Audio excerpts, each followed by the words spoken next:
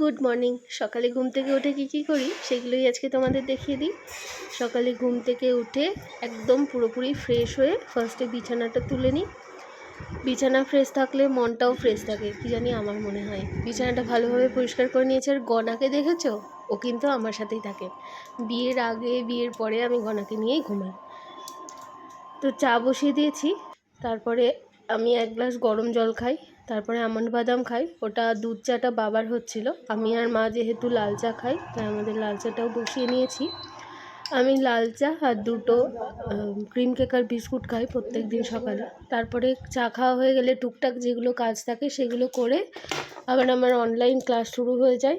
1.5 ঘন্টা করে প্রত্যেক দিনই ক্লাস হয়। তো ক্লাসগুলো করে আবার প্রত্যেক দিনের মতো কাজে লেগে পড়ি। ক্লাস হয়ে যাওয়ার পরে রান্নাঘরে গিয়ে একটা ডিম ভেজে নিয়েছি, সকালে আমি একটু খাবো বলে। আর এদিকে আজকে বোয়াল মাছ এনেছে, বোয়াল মাছ ভাজতে বসিয়ে দিয়েছি। আর সকালে আজকে রুটি করিনি, আজকে জল দেওয়া ভাত খাচ্ছি। কাঁচা পেঁয়াজ, কাঁচা লঙ্কা, চানাচুর দিয়ে মেখে খেতে আমার ভীষণ ভালো লাগে। আগে যদিও খেতাম না, তার এখন খুব ভালো লাগে। তো বাকি ভিডিও নিয়ে পরে আসছি, দেখতে থাকো।